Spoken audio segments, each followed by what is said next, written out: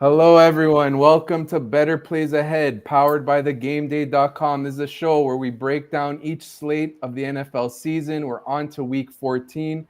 If it's your first time listening, stay tuned till the end because we will have our Thursday night football picks. I'm Frank Amarante, joined by Sam Wagman, who's wearing a lovely Dallas Cowboys hat. We made a bet on our Twitter Spaces show related to fantasy football where I was on the Niners, he was on his Eagles, and I won. How are you feeling, Sam? Not great. Not great. I never want to have to wear any article of clothing that has to pertain to the Dallas Cowboys.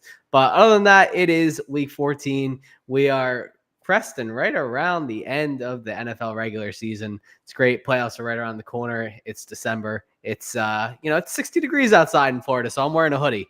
I feel great, man. I feel great. Good to hear. But before we dive into it, I have another bet ready for you where we're going to see if you get to wear the Cowboys hat 2 shows in a row because I love the Cowboys this week against your Eagles. Are you in? I'm in. If the Cowboys win, I got to go buy a Cowboys hat. And I'm a Commanders fan, so I'll hate that just as much as you do. Wait, And then no. if the Eagles win, I have to. Sorry. I screwed that up. If the Cowboys win, you got to wear the hat 2 weeks in a row. If the Eagles win, I got to go buy a Cowboys hat and wear it, which would suck for me as well because I like the Commanders. But I digress. One more thing before we get into the show. You got to go to thegameday.com and check out our FanDuel promotions. If you're not on FanDuel right now, I don't know what you're doing. They got every prop you need. They got novelty markets like first touchdown, or you could take specific times the player scores in the game, things like that. Check it out at FanDuel. Check it out at the Game Day. We got promos along with other sports books. But let's get right into it. Our first segment is called the Chalkboard, where we talk about our top favorite of the week. And Sam, you like the offensive rookie of the year favorite, CJ Stroud, on the road, leading his Texans in to take on the Jets with Zach Wilson back under center. Yeah, and this perfectly qualifies for our chalkboard play. 65% of the bets and 90% of the money are on the Texans to cover 3.5 points right now. And why wouldn't they? I mean, look, a lot's been made to do about the weather here. We're supposed to have pretty heavy wind, some very, very frigid temperatures, at MetLife Stadium there. But, for all the people that says, well, that's going to hurt CJ Stroud, right? You really want to back Zach Wilson and throwing the ball in this game? I mean, that's not something I would want to do. So, for all the issues that the Texans could have, I think the Jets will have plenty more issues here. Texans are the much better team here. If this was a trap line, like some people are saying it is, I feel like this line would be around 2.5, not 3.5. That gives it a little buffer. It means they're going to win outside of a field goal, according to the books. And then I really love Devin Singletary and Dameon Pierce, who have really kind of gone back to a little bit more of a 50-50 committee at this point. I love them against the run funnel Jets there. You're not supposed to throw against the Jets. I don't think we'll see a lot of CJ Stroud, chucking the ball downfield here. Well, New York has given up some deep plays this season. They're, I believe they're about 20th in that regard. Obviously, you don't want to go in there throwing against Sauce Gardner and DJ Reed if you can afford it. Tank Dell out for the season. I think the Texans lean a little bit more on the run here. But ultimately, Devin Singletary has looked really good. Dameon Pierce punched in a touchdown last week. And I think the Texans clean this one out pretty well. And I know you're on the Jets here, so I'm interested to hear your side. You know what? I did take it on our pick 'em at the Game Day, and I believe when we did do that, it was at 5.5. The Texans were favored, so it was a larger number, and I could see the Jets sort of keeping this one close in an ugly weather game. But I'm with you, and like the spread has moved down to a point where feels more appealing to take the Texans. Feels like an overreaction with Zach Wilson starting with the spread to move from 5.5 to 3.5. I mean, it's still Zach Wilson here. I know Tim Boyle was awful, but come on, we're talking about Zach Wilson here. So I'm with you on Houston. Love that pick. Even though I took him in the pick 'em, that was at another number. But moving on, we're going on to It's a Trap. This is where we look at a line that looks either a little too low, and we tell you why. we should be, why it's a trap. So the Chiefs are favored by 1.5 at home against the Bills. And I like the Bills on the road to win this game. I got it at +3, but I still like them +1.5 because I think they win outright. Coming off their bye, I really like what new play caller Joe Brady is doing with the offense. They're more fast-paced a little bit. They're getting James Cook more involved in the passing game. And the Chiefs' offense, as we've seen, is really not the same this year.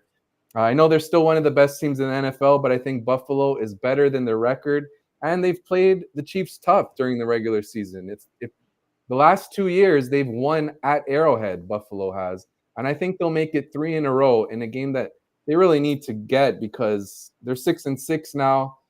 Imagine Buffalo not making the playoffs. That'd be a really disappointing season considering they have Super Bowl aspirations. But this team's better than their 6-6 record. They could have easily beat the Broncos.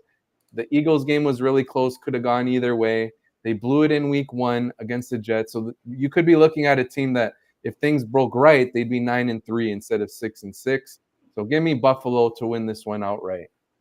Yeah, the only problem I have with this is, all of the turnovers and the history of this rivalry. I don't know, man. Patrick Mahomes, inside of 3 points, he's been overwhelmingly good. He's got I believe he's covered the spread at about a 75% clip when he's a favorite of 3 points or less. That's a stat that I remember from the Super Bowl being a pretty huge one with with the Eagles and Chiefs last year. And I know that the Chiefs have not been really on their game, but this is a perfect spot for them to get right here. And for me, I don't know. I have very, very many reservations about betting against the best quarterback in the NFL to pull out a very, very gutsy win. Some would say the Chiefs need this win to save their season. After losing to the Packers, they haven't looked good for the last month. I don't know, man. Something just tells me that we're going to see a Chiefs win here. No, I definitely get the counter argument. I mean, you're getting Mahomes at such a low number at Arrowhead, so I see what you're saying. I'm just hopeful the Bills turn their season around and go on a run here. I really feel that coming, but it could go either way, but give me Buffalo. Moving on to the betting board, this is where we share 2 of our favorite picks on the Sunday and Monday slate for Week 14. Sam's going to kick us off with the Bears quarterback. He's got a prop, Justin Fields. What are you thinking? Yeah, this is one of my favorite bets here. Look, let's put it this way. Fields against the Lions. You go ahead and you bet the rushing yards number at whatever number it is. Happens to be 16.5 this week. Fields has hit 104, 147, and 132 rushing yards in each of his last 3 games against the Lions here. I mean, the guy shows up for the interdivisional matchups, wouldn't you? At this Soldier Field in December, it's going to be cold. It's going to be windy. Ball's going to be hard as a rock. I don't expect there to be a lot of throwing in this game between either Jared Goff or Justin Fields. I expect Luke Getsy, who knows his job is in danger, Matt Eberflus, who knows his job is in danger, put the ball in Justin Fields' hands, let him work his magic, and his magic has been on the ground. Since he came back from the thumb injury, Fields has been really good on the ground. 30 rushing attempts, 13 designed runs. Roughly 35% of his fantasy points output has come from on the ground attempts, and he's looked really good. Even back in week 11 when they played the Lions, Fields played really well. And this Lions defense has had trouble containing mobile quarterbacks. Lamar Jackson, Patrick Mahomes, Jordan Love, they all went over 35 rushing yards. And Fields is obviously a rushing quarterback first, passing quarterback second. And I believe he goes over this number pretty easily. Damn, I love that. I love that pitch. You just totally sold me. Honestly, I kind of lost track of that game log of that's pretty 100 yards each of the 3 games, or one of them was 90. He's dominated the Lions here. Love that. And honestly, right after we finish the show, I'm going to go tail this one. Well done on that pick. But I'm going to stick with this game for my first pick at the betting board, on our betting board here. And this is a pick that I took when their first matchup, and I'm right back on that, right going back to the well. It's Jahmyr Gibbs over 27.5 receiving yards. It's pretty simple. Jahmyr Gibbs is one of the best receiving running backs in the NFL, and the Bears are the very worst at defending running backs in the passing game. The Bears have allowed 713 receiving yards to running backs, which is dead last in the NFL. Not only that, it's like honestly 200 more or like 150 more than the second worst. So it's not even close that they're the worst team in defending running backs. And the last time that Gibbs faced the Bears, he had 59 receiving yards. Like you said, it's cold, so you might see more. If there, when we do see passing, you could see, lower average depth of target throws, like little check downs to Gibbs, maybe get him involved. The other thing is Gibbs in his last 2 games has really not been involved at all in the passing game. You got to think the Lions are like, we got to get him a little more involved. We haven't done that in the last 2. Let's get him back on track through the air. I think he does so here against the Bears. Yeah, I absolutely love this as well. Was taking a look at it earlier. Haven't pulled the trigger yet. Probably will end up doing that. I love betting on Jahmyr Gibbs. Rushing and receiving might be a little bit closer of a target for me, but definitely love the receiving angle here. Yeah, I get what you're saying there with taking rushing and receiving, because it always sucks when the player goes off, but they don't do it in the prop you have it, whether it's rushing or receiving. Like, let's say he rushes for 80 but gets 26 receiving yards. How much would that suck? So I hear you on that and sticking with the total yards. But I think we both could agree that it will be a bounce back Jahmyr Gibbs game. On to your next pick. It's the return of the best receiver in the NFL. Why are you on Justin Jefferson in his return? Because it's 65.5 yards, man. I mean, come on. This is the Raiders we're talking about. It's not the Browns. It's not a good passing defense. It's the Ravens. They've given up receiving yards to everyone. 107 receiving yards to Rashee Rice. 146 receiving yards to Tyreek Hill. 93 receiving yards to Garrett Wilson with Zach Wilson as his quarterback. I mean, even Darius Slayton had 60 receiving yards against them. I mean, those are the last 4 games that the Ravens have played. I know it's Josh Dobbs. I know Jefferson did all his work with Kirk Cousins in the early part of the season, hasn't played a single snap with Dobbs yet. But, I mean, if you don't think that Justin Jefferson has been in the facility talking to Dobbs every single week since Dobbs was acquired, and they were talking about the best ways to get, everyone involved in this offense, I don't know what to tell you. This is Justin Jefferson. He's one of the best 2 receivers in football on any given day. He hit this number in all 4 of his healthy games that he finished. He was over 85 receiving yards in all those, over 103 of them. This is too low of a number for me. The Raiders are not good at playing pass defense here. And I see this being a back and forth game. We could see this being, relatively high scoring. Whatever it is, I think Jefferson's going to be really involved in this game. He's been out for 7 games. Remember, he said he arguably could have come back after the 5th game. They wanted to be careful with them. I didn't blame them. They probably wanted to see where their season was going. And now that it's crunch time, they still have a chance to make the playoffs. I think Justin Jefferson is going to be heavily involved in this game, over 65.5. And if you have the chance, I would throw on an alt of 100 yards as well. And you can get that at, let me pull it right up. Yeah, I love that one. I'm gonna chime in when you get the odds, but this is you're 2 for 2 it's today. Not up yet, but I'm gonna it's not be up tailing. yet, but yeah, just Justin Jefferson over 65.5 yards. It's there for the taking. They're just lines that are just pure discrepancies. This should be around 73. I kind of expected it to be around 73, 75, and 65 is low. Yeah, like I said, I love that. This reminds me a lot of when Cooper Kupp had his first game back from injury earlier this year. The line was around the same in the 60s, and he totally smashed. I think they set it too low out of concern that maybe Jefferson's limited in his first game back. But as you mentioned, the Vikings likely held him out until he's fully ready. They need him for this playoff race, and he just has flown over this number every game, really. I will be tailing you on this one. Absolutely love it. Before we get to my next betting board pick, thanks to Wes in the chat. What's up, Wes? Wishes he had the over in the Eagles and 49ers game last weekend. Yeah, me too, man. It was a high-scoring game. That 49ers offense is a problem.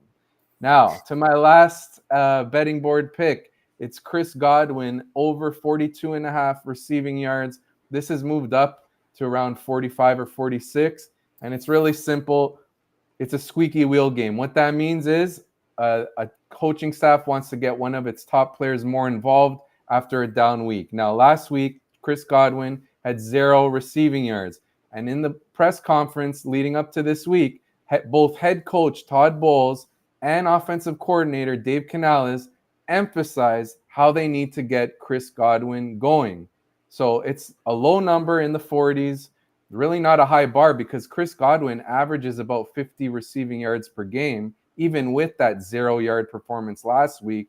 And when he faced the Falcons in the first meeting, he had 12 targets. So I think they'll get him involved here. I actually took this as a ladder where I put less money on 50 plus yards, and then a little less on 75, and then a little less on 100. But getting it at 42.5, even 46.5, love it. It's a Chris Godwin bounce back week. Yep. I like that too. It makes a lot of sense. I'm gonna be quite honest. Chris Godwin is someone that I've been a little worried about. Yeah. Sweating the last few months hasn't looked really good the last 4 or 5 weeks. But True. This is definitely a bounce back spot. Definitely a bounce back spot.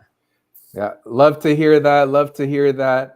We'll quickly chime in the chat because we love our active listeners. So Wes wants a good 2-team parlay. Hey, why don't you parlay in the same game what we just said? Justin Fields over 60.5 rushing yards, Jahmyr Gibbs over 26.5 receiving yards. That looks like a great spot. If you missed when we said that, Fields dominates the Lions, and Gibbs is facing the Bears, who allow a lot of receiving yards to running backs. But without further ado, let's jump into the Thursday nighter. We got an ugly game with like the lowest total I've seen in my years watching football, and one of the lowest. I believe of all it's time. one of the lowest totals in history. One of the lowest totals in history. Yeah, 30.5. It's going to be ugly, but you like to go target Najee Harris tonight. Tell us why.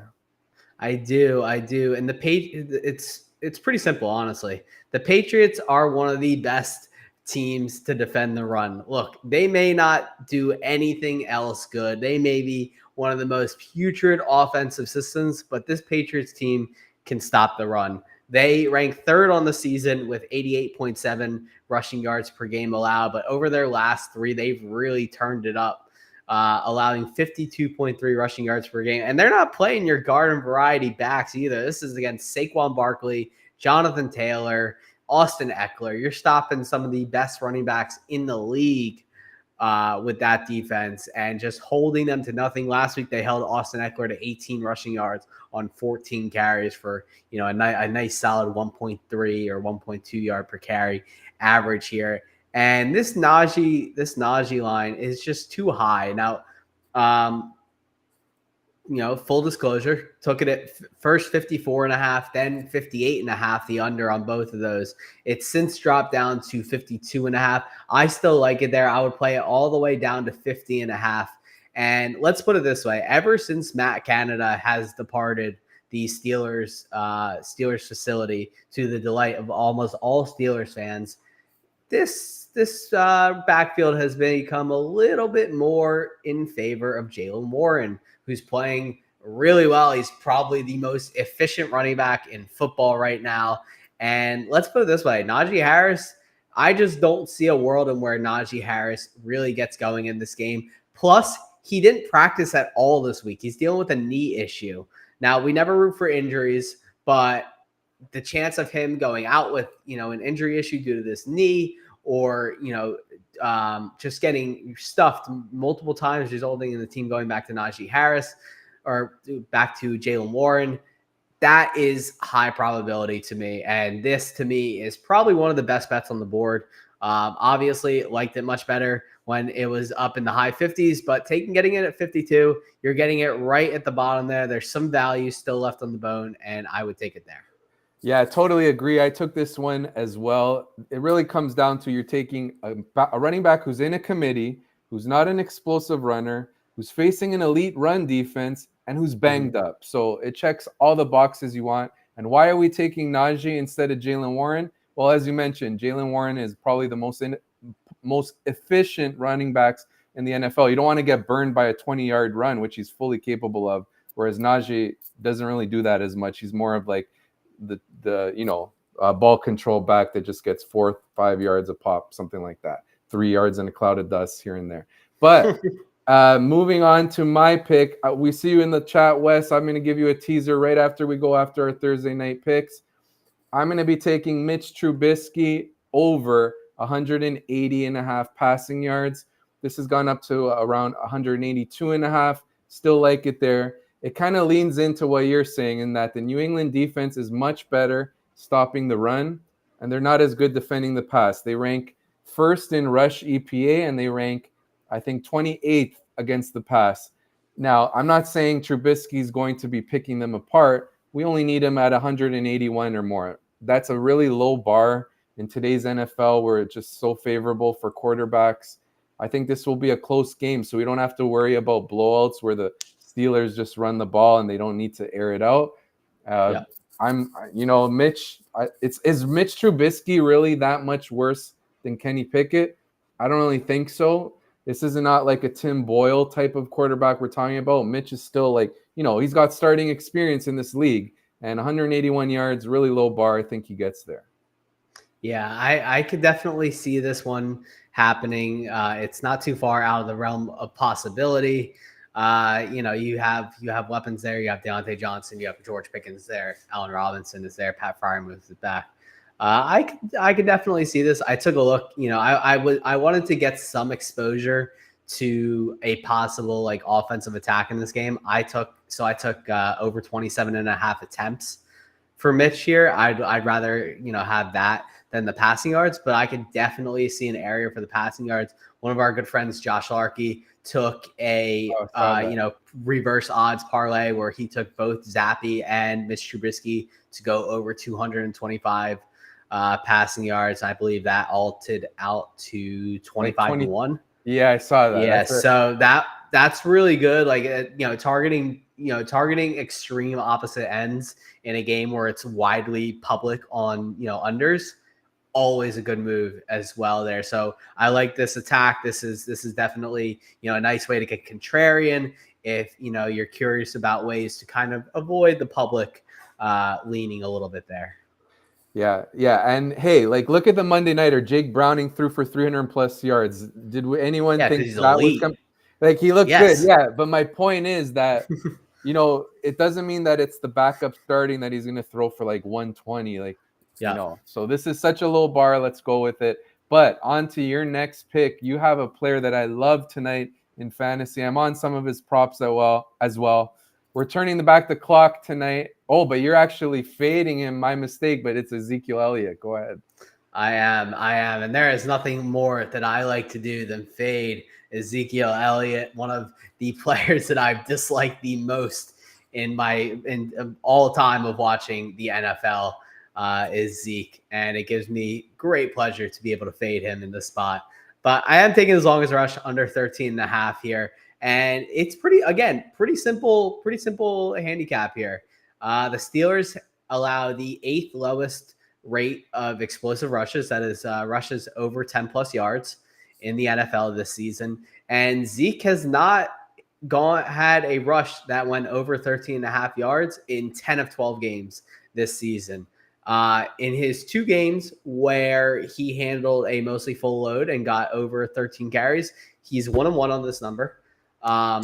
And I do just think that this is, pretty much a spot testament to the fact that I think the Steelers are going to control this game. I don't think there's going to be many opportunities for Zeke to run.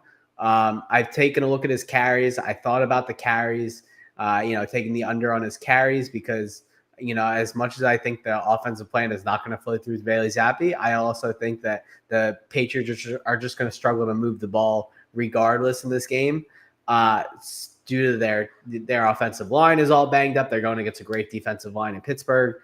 I just think that this is going to be really tough for Zeke to move the ball that well. And, he's not nearly as good as Ramondre Stevenson. While Zeke has definitely shown a little bit of burst this year, he hasn't shown this much burst. And I feel like this is a prop that you're getting pretty good odds on there. It's increased to minus 120 over at DraftKings. But I do think that Zeke is a play to fade here tonight. Yeah, so you picked the one prop that I would agree with in that you're fading him, because I like Ezekiel Elliott tonight, and my preference for him is based on volume. I think he's going to get a lot of work. They're very run heavy. I know it'll be tough to sustain drives with Zappy, but I do think this game will be close, so you'll see a lot of carries. But like you said, Zeke is not an explosive runner, and he could have a good game and still not crack an 11-yard, 12-yard, 13-yard run, or even 14. So I really like this pick that you have here. For my last pick, we're keeping it simple. We're just going to roll with the really low total and take the under 30.5 points. It's this low, the lowest we've seen in a long time, maybe one of the most of all time. Yeah, this is the lowest. One of the lowest totals of all time. Just roll with the under. The Patriots' last 3 games have combined for 6, 17, and 16 points. That's way under this number. And they lost all 3 of those games. Yeah, so we just keep it simple here. There's really not much to say other than that. The Steelers are also a team that really plays low-scoring games. They're not this high-flying offense. So although I do have props in this game on some overs and on some sprinkles on anytime touchdowns, it doesn't mean that I have a full unit on this under 30.5. Just because, it looks like a really low-scoring game. The only way I could see us losing is if there's a defensive touchdown or, a couple good returns that put the offense in good field position, screwing us. But other than that, it should stay under. Before we wrap up, we had a couple questions from Wes in the chat. He wanted a 2-team teaser. I'm gonna go back to my trap pick. So I'm taking the Bills plus 1.5 against the Chiefs. Why don't you tease that to plus 7.5? So then if the Bills lose by 7, you still win. You get past that key number of 7 points, and you can add the team facing one of Sam's favorite prop picks, Justin Jefferson, and that's the Raiders. You can move them from plus 3 to plus 9. And, again, that's past that touchdown, that 7-point key number. I think the Raiders could keep it close. Sam, what do you think of that teaser for Wes? They just laid out. I don't hate that at all. Another teaser leg I was looking at is the Ravens teasing them down to 1.5 going against the Rams there. Yeah, I like that. I personally think the Ravens are the best team in football. And we've seen them, pretty much flex their muscle in spots like this where there's a big number. And I think that the Rams are highly exploitable for the game plan that the Ravens put into play. So I do think the Ravens win that game pretty handily there. You can also honestly just tease, you can tease the what's it called? You can tease the Broncos down to plus 8.5. I don't think the Chargers are going to win that game by more than 8 points. Mm-hmm. Like it. There's a few others as well. Packers probably another one that I would look at, tease them down to basically a pick 'em. But yeah, I like yours as well, and definitely think with Josh Dobbs starting, if Raiders can find a turnover here or there, I think they will keep that game close. Yeah, love it. And just finishing off, Wes is talking about how there's a rumor Marcus Mariota would play the last 2 games because Hurts is banged up and they want to, make him feel healthy. What you're saying, Wes, is just a speculation that David Carr said on TV, which was a take where he thought, if they rest Hurts, they can get him fresh because he's not looking good now. I think that take was quite off base. They won't be doing that. Jalen Hurts will be playing. The Eagles are fighting for that 1 seed. So, yeah, that won't happen. Yeah, the only thing I'll say on that is that Hurts is definitely not fully healthy, no matter what they say. But getting the 1 seed is way too important for the Eagles to sit Jalen Hurts right now. And there is, what people should have focused on is the fact that David Carr seems to legitimately think that Marcus Mariota is a better quarterback than Jalen Hurts, which is ridiculous. And I understand, if he was saying just sit, Hurts to get healthy. he's not sincerely injured. He's Just a banged nursing up it. He's banged up. Every single player in the NFL is banged up. It's week 14. Yeah. So I would play on the air of caution. Anything can obviously happen there. But to my knowledge, as an Eagles fan and what I closely pay attention, there is currently no thoughts from the Eagles as to whether they are seriously considering sitting Jalen Hurts right now.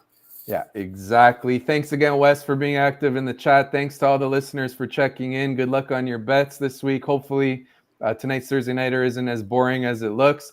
And again, be sure to check out at the game day. We've got a lot of good FanDuel promotions at their sportsbook. But other than that, check out, every Sunday we got our weekly fantasy spaces where we answer start and sit questions. We got a lot of good fantasy and betting content at thegameday.com, like my rankings, which are 6th most accurate right now, and Sam's great content. He looks at matchups to exploit each week between players like receivers versus cornerbacks. Look out for our newsletter. Be sure to subscribe. And thanks.